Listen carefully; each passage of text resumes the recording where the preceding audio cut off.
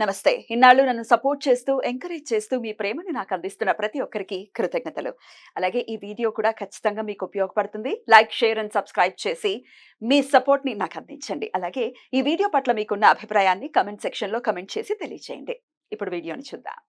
నమస్తే. Welcome to our channel. నేను పద్మిని. ప్రస్తుతం మనతో పాటు ప్రముఖ ఆధ్యాత్మికవేత్త, ప్రముఖ జ్యోతిష పండితులు కేఎస్ఆర్ గారు మనతో పాటు ఉన్నారు. మాట్లాడదాం. సార్ నమస్తే సార్. ఎలా ఉన్నారు సార్? బాగున్నాను.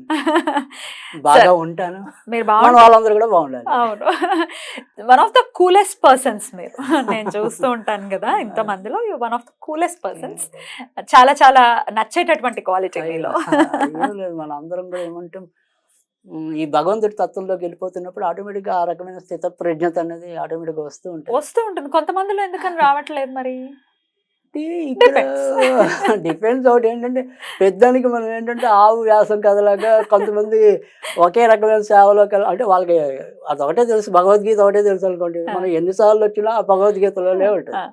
అలాగే నేను నాలాంటి వాళ్ళని అడిగారు అనుకోండి, ఎన్నిసార్లు అడిగినా జ్యోతిష్యపరంగా ఎక్కడో కనెక్షన్ అనేది ఉంటుంది. వీళ్ళకి ఈ కనెక్షన్ లేదు కాబట్టి డిస్టర్బ్ అవుతున్నారు. సో అలా ప్రతిదానికి కారణ కార్య హేతు అని చెప్పి ఉంటాయి. సార్, వారాహి నవరాత్రుల్లోనే ఉన్నాం మనము. వారాహి నవరాత్రుల్లో చివరి రోజు 15వ తారీఖు సోమవారం. ఆ రోజు ఒక ప్రత్యేకమైనటువంటి విధి విధానాన్ని చెప్తాను ప్రేక్షకులకి అని మీరు అనటం జరిగింది. ఏమిటి లాస్ట్ డేకి ఉన్నటువంటి ఆ ప్రాముఖ్యత? ఏం చేసుకోవాల్సి ఉంటుంది ఆ రోజు? రైట్. అంటే చివరి రోజు అనే దానికి మనం ఏమంటాం, ఒక ఫస్ట్ ఆనందంతో అడుగులైతే అయ్యో అప్పుడే అయిపోతున్నాయని ఒక బాధ కూడా ఉంటుంది. అలాగే మనము ఇంతకుముందు వారాహి మీద చేసినప్పుడు మీరు ఒక మాట అన్నారు. అంటే ఇది వారాహిదేవి ఉగ్రదేవతగా మనం ఆరాధించకపోయినా ఆరాధించడం వల్ల 10 మందికి మేలు జరుగుతుంది అని. అది ప్రత్యక్షంగా వైజాగ్లో మా సోదరి నాకు చెప్పారు. మార్కెట్కి ఆవిడ రెగ్యులర్గా వెళ్తారు. వెళ్తే ఈసారి మేము మా వారాహిదేవి చిత్రపటాలు బోలని అమ్మామండి, పుష్పాలు బోలని అమ్మామండి, మాకు చాలా బిజినెస్ జరిగింది అని.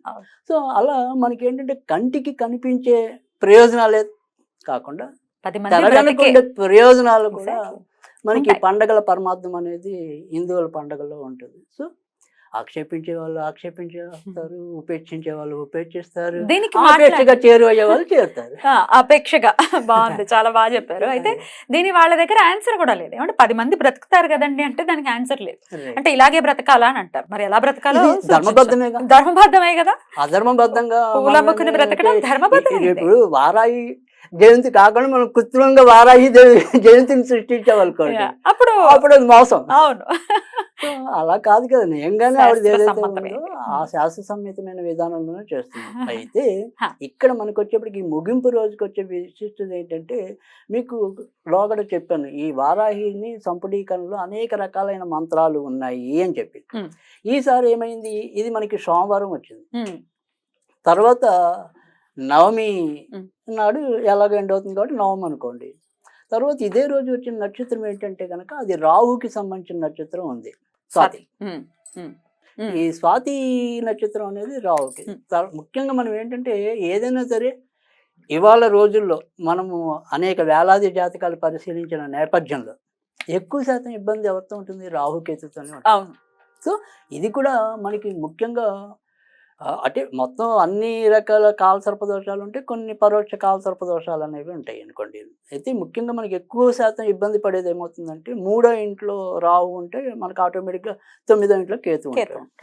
అలాగే లగ్నంలో రాహు ఉంటే 7వ కేతు ఉంటాడు. అంటే వాళ్ళు ఉల్టా పల్టా, వాళ్ళు ఇద్దరు ఎప్పుడు ఎదురుబెదురుగా ఉంటారు కదా. తర్వాత వచ్చేప్పటికి 5వ ఇంట్లో ఉంటే 11వ స్థానంలో ఉంటారు. ఈ 3 వాళ్ళు ఎక్కువ ఇబ్బందులు పడతారు.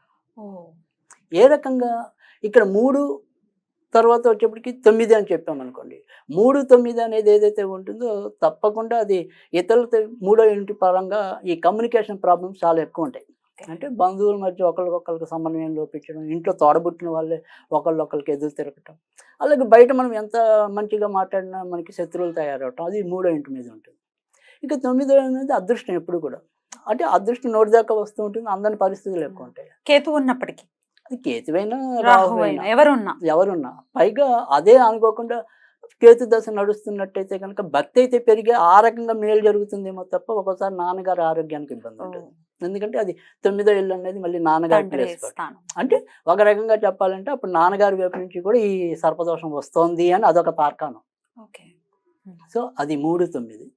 తర్వాత వచ్చేప్పటికి ఈ ఎప్పుడు ఇవి కూడా ఎక్కువ ఉంటాయి. ఈ లగ్నంలో రాహు గాని కేతువు గాని ఉన్నప్పుడు ఇది ఖచ్చితంగా ఏవైతే సంబంధాలు దగ్గర దాకా వచ్చి కుదరకపోయేదానికి ఇదే కారణం ఉంటుంది. లగ్నంలో అలాగే సప్తమంలో. ఎందుకంటే ఈ లగ్నంలో ఎప్పుడైతే ఉంటామో నిర్ణయాత్మక శక్తి తగ్గటం, తర్వాత వివాహం మీద కావాల్సిన టైంలో మోజు లేకపోవటం. అంటే ఏదో టైంలో దాన్ని వాయిదా వేసి తర్వాత కావాలని ఉరకలెత్తే ఆ పీరియడ్ దాటిపోతుంది. కరెక్ట్. సో అప్పుడు ఇబ్బంది ఉంటుంది. తర్వాత వచ్చేప్పటికి ఏంటంటే ఇప్పటికీ అంటే పెళ్ళైన వాళ్ళు ఉంటే అక్కడ ఇబ్బంది ఉంటుంది. వాళ్ళిద్దరి మధ్య సరిగ్గా పడకపోవడం. ఒకసారి ఇల్లీగల్ కాంటాక్ట్స్. అది సప్తమంలో రాహు ఉంటే ఉంటుంది, కేతు ఉంటే తక్కువ. జనరల్గా సప్తమంలో రాహు ఉంటే ఆ రకమైన ప్రాబ్లం ఉంటుంది, అఫైర్స్ పెట్టుకునే పరిస్థితి ఉంటుంది. తర్వాత రెండోది ఏంటంటే అది దేనికి కొంతవరకు మంచి అంటే విదేశాల్లో సుఖపడడానికి కొంతవరకు పనిచేస్తుంది. ఓకే. సో అందుకని అది ప్రాబ్లం. తర్వాత ఇది చాలా మందికి ఉండే ప్రాబ్లం ఏంటంటే ఎక్కువగా 5, 11. ఈ 5 అన్నది ఏంటంటే ఇది బుద్ధి స్థానం, కామస్థానం. అందుకని పిల్లలకి ఆటోమేటిక్గా లోపం వస్తుంది. 5వ ఇల్లు అనేది మళ్ళీ సంతాన స్థానం కదా. సో అందుకని ఈ కామస్థానం అనేది సరిగ్గా లేకపోతే పిల్లలకి ఇబ్బంది ఉంటుంది. తర్వాత వచ్చేప్పటికి ఏంటంటే బుద్ధి, ఈ బుద్ధి మనకు ఉపయోగపడదు, బయట వాళ్ళని బాగు చేయడానికి ఉపయోగపడుతుంది. సో లాభం అన్నది భాగ్యం అన్నది ఒకటే, అది నోటికి అందే మూమెంట్లో ఏదో రకమైన ఇబ్బంది. సో ఈ రకమైనవే మనకు అత్యధిక భాగం కనపడతాయి. మనం చూసే జాతకాల్లో ఈజీగా నాకు ఐడెంటిఫై చేసేయచ్చు, చెప్పిందే చెప్తున్నాను అనిపిస్తుంది జాతకాలు క్లయింట్స్ వచ్చినప్పుడు. అంటే అంతమందికి ఉంది ఇది. గ్యారంటీగా నేను చూసే ఏదైనా సరే 100కి మనకి కనీసం 70% మందికి ఉంటుంది, ఒక 30% మంది బయట ఉంటారేమో. అందుకని నాకేమనిపిస్తుంది అంటే కనుక మనం పూర్వ చరిత్రలోకి వెళ్తే మనకి ఇన్ని ఇల్లులు ఉండేవి కాదు కదా. ఎక్కడికక్కడ ఖాళీ స్థలాలు ఉండేవి, ఖాళీ స్థలాలు ఉన్నప్పుడు పాములు ఉండేవి, పాములు ఉంటే వాటిని చంపేవాడు. సో సరే, ఒకవేళ అదెప్పుడో పాము ఇప్పుడు పగపడుతుందా, ఈ కర్మ సిద్ధాంతం ఏంటి అని నవ్వే వాళ్ళు ఉండొచ్చు, అది మామూలే కదా. కానీ నేను వాళ్ళకి చెప్పేసరి కాసేపు పాములు పక్కన పెట్టేయండి. జాతకం ప్రకారం ఏవైతే రూల్స్ ఉంటాయి, ఆ జాతకం ప్రకారం అయితే రాహుకేతు ఉన్నారు, వాళ్ళు సర్పాలు కాకపోయినా ఉన్నాయి. సో మనం జాతకాన్ని తీసుకున్నప్పుడు ఖచ్చితంగా ఏదో ఒక రెమెడీ అయితే ఇవ్వాలి. ఎందుకంటే జాతకాలకు వచ్చే వాళ్ళు కేవలం జాతకం తెలుసుకుందామని ఎట్టి పరిస్థితిలో రాదు. అంతే కదా, బాధపడుతున్నాం కాబట్టి మాకు ఏదైనా ఒక మార్గం చూపించండి గురువర్యా అంటారు. Correct correct. సో అలా చూపించలేనప్పుడు అసలు మన దగ్గరికి ఎవరు వస్తారు? చూపించాలి కదా. పైగా వాళ్ళు చూపించడానికి కూడా ఒకటి ఏంటంటే కేవలం నీకు ఇది ఇలాగా జరిగిపోతుంది, నువ్వు ఇలాగే నాశనం అయిపోతావు, లేదా నువ్వు ఇలాగే బాగుపడతావు, ఇలాగే సుఖపడతావు అన్నారనుకోండి, మన ఋషులు ఇచ్చిన దానికి అర్థం ఉండదు. నాయన నీకు అలాంటి టైంలో ఇబ్బంది ఉంది కాబట్టి నువ్వు ఎలా సరిదిద్దుకుంటావు, ఇలా ఆల్టర్నేటివ్స్ ఉన్నాయి, లేదా నువ్వు ఇలా జాగ్రత్త పడు అనేది ఉంది. సో అందుకని ఖచ్చితంగా జ్యోతిష్యం ఎక్కడ ఉంటుందో పరిహారం అక్కడ ఉంటుంది.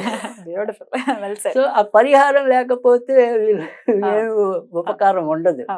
సో ఆ ఉపకారం జరగాలంటే ఈ రోజు మనం చేయాల్సింది ఏంటంటే ఆటోమేటిక్గా ఇటు ఎలాగో వారాదేవికి మనం ఉద్వాపన చెప్పడం అనేది ఉంటుంది. అంటే చేసుకోకపోయినప్పటికీ చేసుకోవచ్చా? ఇప్పుడు అది ఇప్పుడు ఎలాగో మనం ఈ రోజు మనం చేయలేకపోతే తర్వాత ఎప్పుడు చేయొచ్చు అది కాదు నేను అనేది. ఈ 9 days మేము ఏమీ చేయలేదండి అమ్మవారికి, అంటే పెద్దగా పూజ అది చేసుకోలేదు, లేకపోతే దీక్ష లాగా దీనికి దానికి అంటే కేవలం వారాహి మంత్రం ఇస్తున్నాం అంతవరకు. సూపర్, అది లాస్ట్ డే కూడా చేసుకోవచ్చు. లాస్ట్ డే చేసుకోవచ్చు. ఒకవేళ కుదరకపోతే ఎలాగో తర్వాత ఇంకో ఆల్టర్నేట్ డేస్ చెప్తాను నేను. సో అందుకని అప్పుడైనా చేసుకోవచ్చు. కానీ ఎలాగో అది ఏంటంటే మనకి 2 కలిసి వచ్చాయి కదా, ఇటు వారాహి నవరాత్రులు కలిసి వచ్చాయి, పైగా మనం ఇస్తున్నది వారాహి మంత్రం. సో అందుకని ఖచ్చితంగా ఈ రోజు మొదలెట్టారనుకోండి, ఎలాగో నేను చెప్పేది ఎప్పుడు కూడా 60 రోజులు 90 రోజులు ఉంటుంది. ఈ 90 రోజులు ఈ మంత్ర పఠనం చేశారనుకోండి, ఇక్కడ మనకి ఇందాక చెప్పిన వాళ్ళు ఎవరైతే సమస్యల్లో ఉన్నారో, అంటే లాభాలు దగ్గర దాకా వచ్చి పొందలేని వాళ్ళు ఎవరు ఉన్నారు, సంతాన సమస్యలు ఎవరైతే ఎదుర్కొంటున్నారో, వివాహపరంగా సమస్యలు ఎవరైతే ఎదుర్కొంటున్నారో వాళ్ళందరికీ ఈ పరిష్కారం పనికొస్తుంది. ఓకే, కనుక ఇక్కడ మనం చేయవలసింది ఏంటి అంటే కనుక ఇదే రోజు వారాహి దినం రోజు వారాహి ఫోటో మనం పెట్టుకున్నా పెట్టుకోకపోయినా మన ఇంట్లో ఉన్న అమ్మవారి ముందే కూర్చుని హోం హూం యారాల హూ, దానికి దీర్ఘం ఉంది, రైట్, గ్లౌం నాగవారాహి సర్వ దోషాన్ నిర్మూలాయ నిర్మూలాయ స్వాహ. ఓకే. ఓం హూం గ్లౌం నాగవారాహి సర్వదోషాన్ నిర్మూలాయ నిర్మూలాయ స్వాహ. అద్భుతం. సింపుల్ గానే ఉంది చక్కగా.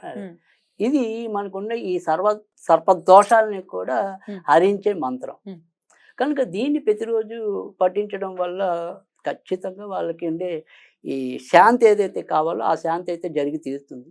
మరి చాలామందికి ఉండే సందేహం ఏంటంటే, మనం ఇప్పుడు ఒకవేళ ఈ మంత్రం జరిపే ప్రతిరోజు కూడా ఆవిడకి ఏదైనా నివేదన చెయ్యాలా, అమ్మవారికి ఎలాంటి నివేదన చేస్తే మంచిది అని. సో 2 నివేదనలు ఇక్కడ. ఒకటి తేనెైనా పెట్టండి, 2 పానకమైనా పెట్టండి. ఈ 2 ఎప్పుడు పానకం చేయడం చాలా తేలికైన పని. తేనె అనేది సాధారణంగా ఇంట్లో ఉంటుంది. సో తేనె చేయడం వల్ల ఏంటంటే రాహుకి మనం మూల పదార్థంగా చెప్తాం. ఆయన ఉపశాంతి ఉంటుందా? తప్పకుండా. అందుకని తేనెను చేయొచ్చు. సరే వారాహిదేవికి పానకం ఇష్టం కాబట్టి పానకం నివేదన చేయొచ్చు. కలిగి ఈ రెండిట్లో ఏదైనా కూడా తప్పకుండా చేసుకోవచ్చు. సరే మనం ఏంటంటే ఈ వారాహి నవరాత్రుల తర్వాత చూసాం ఈ వీడియో. రైట్, అదే నేను ఒకవేళ తర్వాతే చూశారు, మరి మేము ఎప్పుడు చేసుకోవాలి అనేది కలగటం అనేది చాలా సహజం. ఇక్కడ మనకు వచ్చేది ఏంటంటే, ఒకటి ఈ ఆషాఢ మాసం అయ్యాక ఆషాఢ మాసంలోనే మొదలెడదాము అంటే కనుక ఏదైనా సరే పంచమి నాడు కానీ పౌర్ణమి నాడు కానీ మొదలెట్టండి. లేదు అంటే శ్రావణ మాసంలో, ముఖ్యంగా ఈ తెలంగాణలో మనము ఏమంటాం, ఆంధ్ర సైడ్ నాగుల చవితి చేసేది, వీళ్ళు నాగపంచమి చేస్తారు. శ్రావణ పంచమి నాడు అదే రోజు మొదలెట్టండి. దాన్ని మళ్ళీ గరుడ పంచమి అని కూడా అంటూ ఉంటాం. కనుక అదొక పద్ధతి. సో ఎప్పుడైనా సరే ఈ నెలలతో సంబంధం లేకుండా పంచమి పౌర్ణమి, ఈ పంచమి పౌర్ణమి తర్వాత మనకి కొంతవరకు అమావాస్య అయితే బాగా ఎక్కువ మంచి అయితే కనుక పంచమి ఇది. అయితే ఈరోజు సోమవారం అని ఎందుకు చెప్పామంటే, ఎప్పుడైనా మీరు ఎక్కడైనా సరే బయటైనా సరే రాహుకేతు పూజ చేయించుకోవాలి అనుకున్నప్పుడు, అంటే ఈ పూజ కాకుండా ఎప్పుడైనా మీరు ఏదైనా కాళహస్తి వెళ్ళినప్పుడు కానీ ఇతరత్ర కానీ ఎప్పుడైనా సరే రాహుకేతు పూజ చేయించుకోవాలి అనుకున్నప్పుడు కూడా సోమవారము రాహు నక్షత్రం వచ్చిన, శనివారం రాహు నక్షత్రం వచ్చిన, శుక్రవారం రాహు నక్షత్రం వచ్చిన, ఈ 3 కూడా చాలా అద్భుతమైన దినాలు.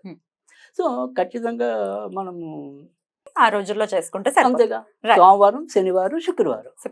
అది అద్భుతం సార్. చాలా బ్యూటిఫుల్ గా ఎక్స్ప్లెయిన్ చేశారు. ఇప్పుడు చెప్పిన మంత్రం 108 సార్లు చేసుకోవాలి కదండి. అది వాళ్ళ ఓపిక. మనం అంటే ఎప్పుడు ఒకటి 27, 54, 108 పావు అర